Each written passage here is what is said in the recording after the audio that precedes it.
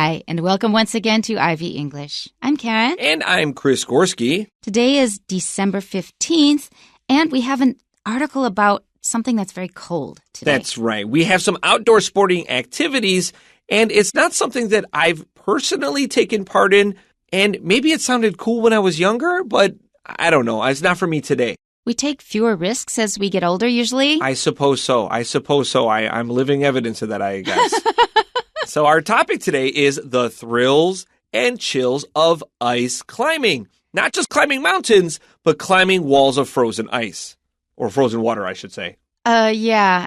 Just hearing that, I want to walk away. I'm sorry. Both of us come from a very cold place.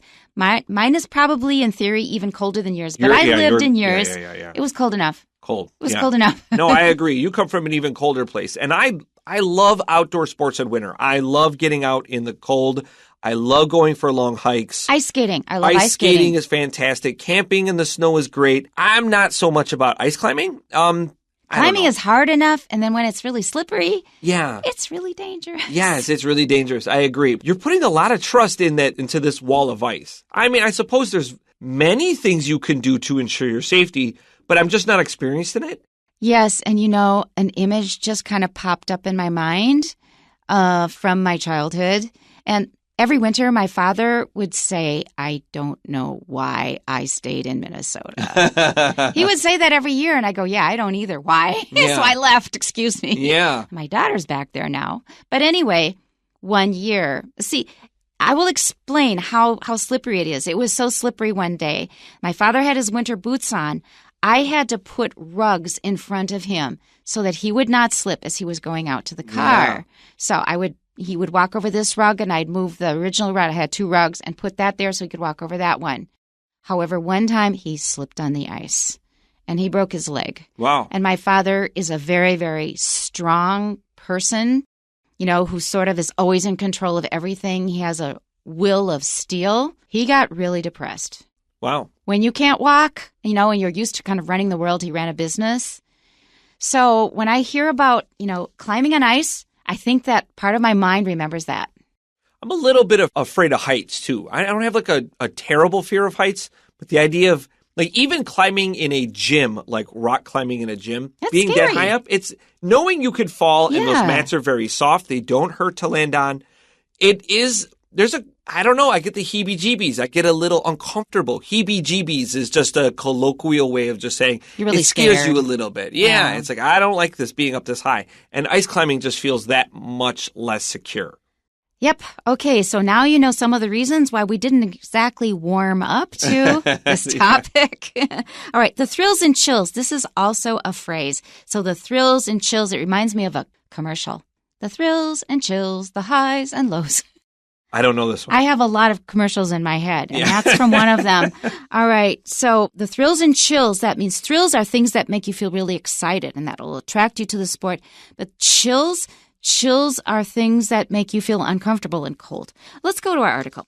Whether bouldering in a gym or ascending a steep mountain cliff, many thrill seekers aim to conquer new heights through sport climbing. For those climbers who want to add a new element, ice climbing is a winter variation of the sport that adds chills to the thrills.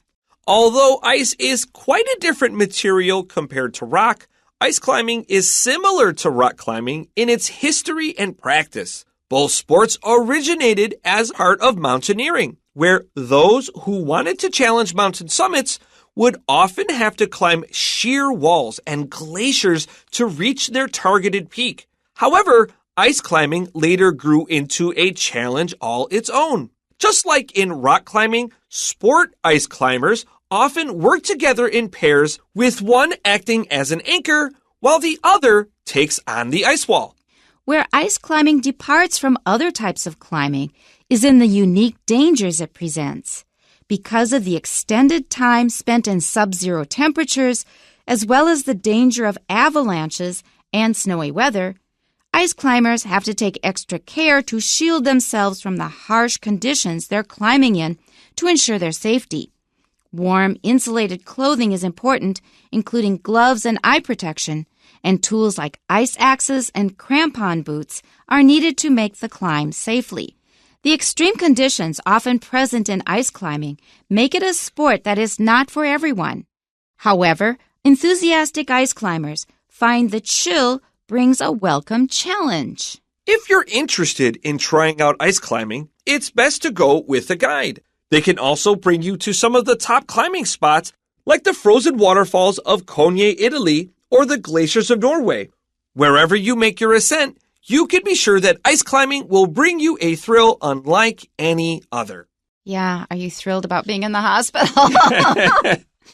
Sorry, from people who have lived around ice for a long time, I think we can't really avoid these reactions. So let's go back to the first paragraph. Whether bouldering in a gym or ascending a steep mountain cliff, many thrill seekers aim to conquer new heights through sport climbing. So the real thing here, the real attraction is the challenge and the thrill. It's difficult. Now, you said that you were fine with winter camping? Yeah, I have no problem winter camping. We like doing it. We would be either in tents or a cabin. Cabin obviously is a lot nicer. Oh, a lot easier. It's a lot easier. But even something like a lean-to, which is like a log cabin, but with just 3 walls, the front is open, and you could drape it with, cloth to help insulate it. But yeah, I didn't mind doing any type of real outdoor activities at all. In fact, camping in a tent in winter had a lot of really unique challenges. And I never thought as a teenager I would want to be this close to my best friend's body than I did in that tent. Yeah, because it's real you need cold to warm up. Yeah, and it was a lot like making your own igloo. We would, we have our tent. We'd pitch the tent once we clear a field, and then you recover your tent in snow to help shield it from the outside, and it would insulate it, and you would genuinely feel a lot warmer inside your tent than you would outside the tent. And so it was a really unique challenge for me. But man, I'll tell you, you get really hot exercising really quickly, even in cold weather. That's and true. The idea of like climbing a mountain and having those winds blow on you while still feeling warm, it just seems like challenges that I am not well suited for personally. All right, so this is another walk down memory lane. Now, you already heard about my father breaking his leg. Another memory is from when I was 4 years old. We were sledding down the slope of the playground. The sled flipped, and the blades of the sled, they cut my cheeks. Oh, you had one of those with the blades on the That's bottom, right? Wow. That's right. All right, so there we go. We got home. I got all washed up and taped up, and they said, "Oh, Karen, you look so pretty for church today." And I thought, does this look pretty? Why did you say that? That's number 2 memory. Number 3 memory. I love to ice skate, and most of us learn how to ice skate in a place like Minnesota. I got frostbitten, so now my extremities are always cold. You shake my hand, just touch my hand. Cold. Yeah. Proof? Yeah. So I got frostbitten, and now my hands and feet are always cold. So you want to talk to me about winter sports? Talk to someone else. Not a big fan, eh? Yeah. Cold weather is really, really harsh to deal with. All right, so before we go on to our next sentence, let's look at this initial phrase. So whether bouldering in a gym or ascending a steep mountain cliff, whatever. This is a nice little phrase, whether A or B, comma, result. This is something you'll see frequently in the magazine if you're watching out for it. So this is a good one to keep in mind, whether A or B, comma, result. That's right, but it also tends to get overused. I think they teach it too much in Taiwan. You should know it, keep it in mind, and you can use it, but do not use it too much. All right, for those climbers who want to add a new element, ice climbing is a winter variation of the sport that adds chills to the thrills. So if just climbing is not enough for you, now I say that I go mountain climbing, but of course what I mean is I just go hiking because the places where I live, they have slopes, but they are not very steep. Hiking is already, true mountain climbing is really a challenge by itself. But if that's not challenging enough for you, wow, we can make it even harder. So we'll have you climb up slick ice. That will add chills to the thrills. So thrills is excitement, and you're going to get chills. It's going to make you cold. Okay, let's move on to our next paragraph here. Although ice is quite a different material compared to rock, ice climbing is similar to rock climbing in its history and practice. Now, practice here just means how we do it. So the way you climb a steep or sheer, that means like 90 degrees sheer mountain cliff, is not really that different than when you're doing it on rock or ice. It's basically the same idea. So that's what we mean by practice here. And quite, let's be careful. This is not the word quiet. This is something, because I teach a lower level, I have kids make this mistake all the time. Like the word quiet and quite are very similar, but they're obviously really different in meaning. So pay attention when you're writing this word. And we could also say rock or stone here. Okay, are you ready for memory number 4? Yes, I like hearing these stories. I don't think I enjoyed any of them myself at the time. Okay, so I walked to school. It was about, say, a kilometer from my house, not that far. We walked in the winter. We had winter boots. But as I mentioned, sometimes it gets slippery. And then sometimes the ice melts, it refreezes, and then the shape of the ice is very irregular. So I was walking over a sidewalk covered with this very irregularly shaped ice. It was still slippery. I slipped, and the ice at the place where I slipped was very, very sharp. Oh. Now, the reason I mention this is because they're comparing rock and ice. And when ice is frozen solid, it might as well be rock. So I slipped on it. My knee hit a very, very sharp, jutting out piece of ice. And I really have the urge to bring up my knee because that scar is still there now. Wow. Ice, here's an idea. Everybody from a cold climate needs to live in a hot climate for 1 year. And everybody that's from a hot climate should live in a frozen tundra climate that we're from for a year. And you'll understand. And not only understand, but you learn so much about having to live through it. I mean, it's enough to hear these stories, but to actually have to live and deal with this, to walk through the ice, to walk through knee-deep snow, it's such a unique experience. And I mean, I think of me moving here, how hot it is compared to where we're from, how much I had to change. Like I didn't dress like I do now. I mean, part of that was age, but like the old clothes that I used to wear were so heavy compared to what I have to wear here. Right. You just need a different type of lifestyle. Okay. One big change for me is I think in the summer, people complain a lot about the heat, especially since it's so humid in Taiwan. I don't know if you've ever heard me complain about the heat. Have you ever heard me? No. Never? No. I don't think anybody pretty much has ever heard me complain about the heat. And that's why. You don't complain about it when you know what the alternative could be. That's right. The endless Arctic cold that never comes. All right, here we go. Let's move on to our next sentence here. Both sports originated as part of mountaineering, where those who wanted to challenge mountain summits would often have to climb sheer walls and glaciers to reach their targeted peak. All I have to do is hear the word mountaineering, and I have images of Switzerland and probably those goats that can climb up very, very steep walls. Yeah, practically 90 degrees. This word sheer I mentioned already. We have the word steep in paragraph 1. That means it's very straight, but it's not like 90 degrees. It's not just a straight wall. Mm-hmm. Instead, we have this word sheer, and this is almost 90 degrees. And those goats that you mentioned can climb nearly sheer walls, which is unbelievable. They just jump up one level at a time. Mountaineering just means like climbing mountains. And the summit is the word peak. We see that later in the sentence. I personally drew a little arrow between these here. Challenge mountain summits or targeted peaks. And P-E-E-K means to sneakily get a look at something. P-E-A-K is the pointed top of a mountain. However, ice climbing later grew into a challenge all its own. Just like in rock climbing, sport ice climbers often work together in pairs, with one acting as an anchor while the other takes on the ice wall. This is, in fact, important in many sports that you have somebody working with you so that they will make sure that you stay safe and don't do something dangerous or can help you if something happens. It's often a spotter, for example, if you're doing weightlifting, for example. That's the word I had in mind. That's the exact word I had in mind. You have your spotter, somebody watching you in case something goes wrong. Now, an anchor here is someone that's especially tied to the wall so that at any given point, if you fall or if you slip, this person is connected in a safe way. So this word anchor, we probably best know this word from like boats. It's that big metal thing that holds the boat from drifting away too far away. And this is the person that will ensure your safety in case something goes terribly wrong.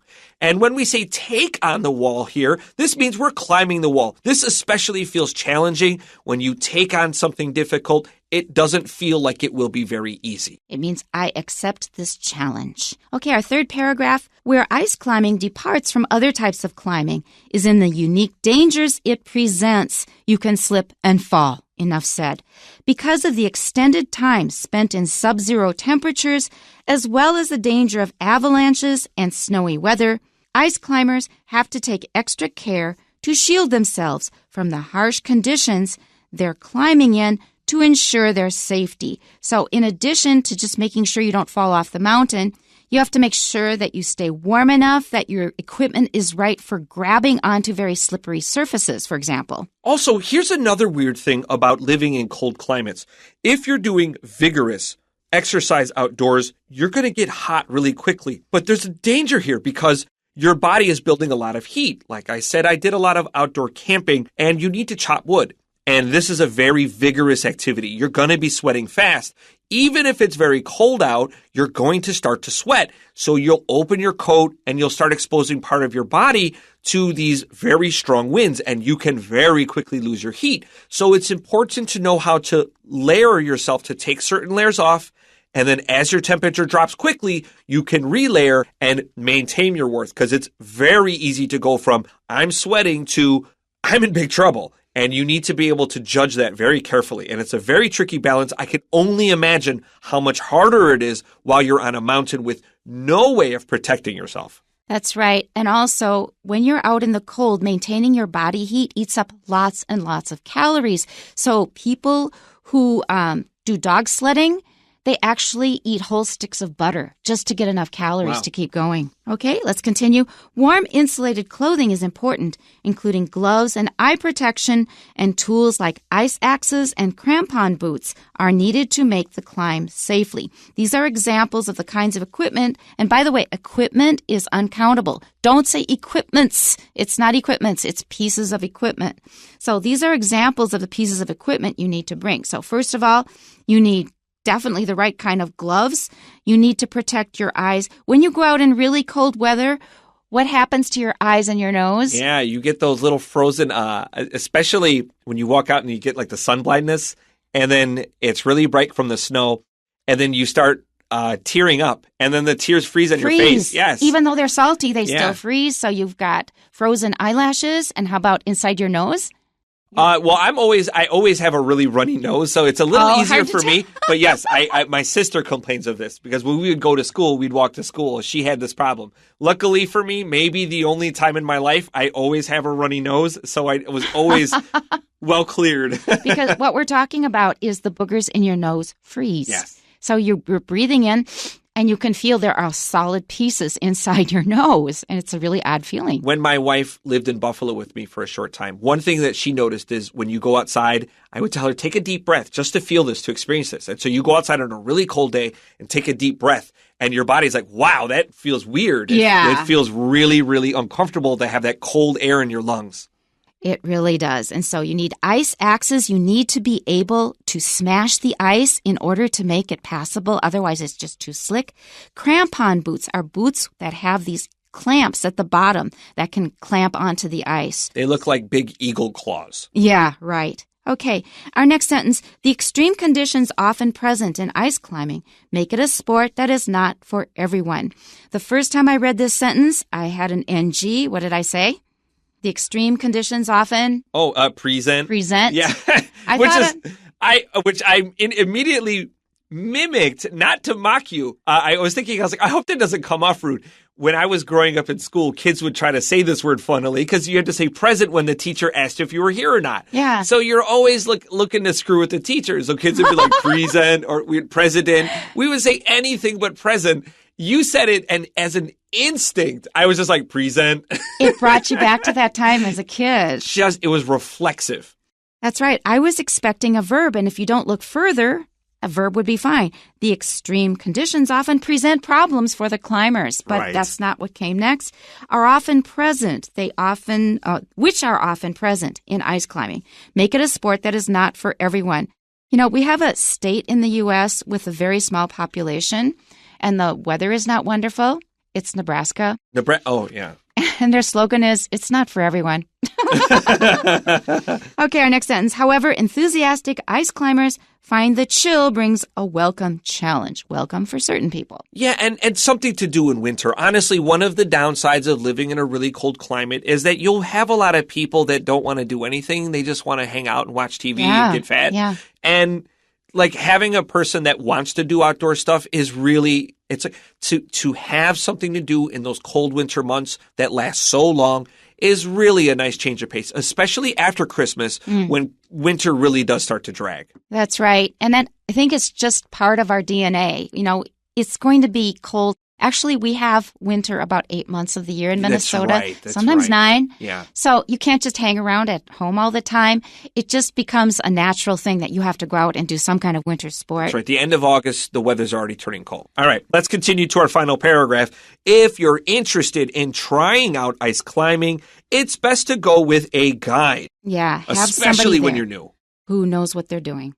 They can also bring you to some of the top climbing spots like the frozen waterfalls of Konya, Italy, or the glaciers of Norway, if you have money, I guess. Yeah. Why do you have to go so far? It's very easy to find unpleasant cold weather. Yeah, and cheap places to fly, too. Yeah. Wherever you make your ascent, that means your climb, you can be sure that ice climbing will bring you a thrill unlike any other, which I do agree with, even if I'm not particularly excited to climb ice walls. Thank goodness it's not like any other. That means the other thrills will probably be more fun. It reminds me of an expression we have in English. If somebody asks you how you like something, you'll say, oh, it's different. Okay, you're in Minnesota. You're at the top of a hill. The kids have a sled. Are you going down at least once? Sure. Oh, yeah, I'd love sledding. Oh, sure. Love sledding. Yeah. Love sledding. Why not? Dogs do it. They will get on a piece of cardboard or a sled and they'll have a great time. You hold your dog and go with you. They'll bring it back up the hill by themselves and slide down again. Yeah, that's always the drag, is pulling your sled all the way back up. That is the drag. They seem to enjoy that as much as coming down. We have a few questions for you. Number 1, in what ways do ice and rock climbing differ? A, in the origins of the sport. No, they're the same. B, in the gear they require. Don't forget we don't say equipments. C, Right. in the objective of the sports. No, go to the top. D, in the way the sports are practiced. No. E, in the weather conditions they involve. I mean, you could climb rock in the ice. But that's how they differ, definitely. And F, in the roles of the climbers of the sports. Well, the answers are B, in the gear they require. You do require special gear for climbing on ice mountains, on ice walls. And also E, the weather conditions they involve are quite different. Okay, number 2. Number 2, according to the passage, ice climbers have to be equipped with warm and well-insulated clothing, which include gloves and blank eyewear. Of course, you need to protect your eyes, so the adjective of protect is protective. Gloves and protective eyewear. Moreover, essential equipment such as ice axes and crampon boots must be utilized to guarantee a blank climb. Of course, you want to stay safe. S-A-F-E, that's the answer. And number 3, please identify the 2 words in the passage that are synonyms of climbing and climb, respectively. And the answers are ascending and ascent. And that's it for today. We'll see you next time. Bye-bye. Bye-bye.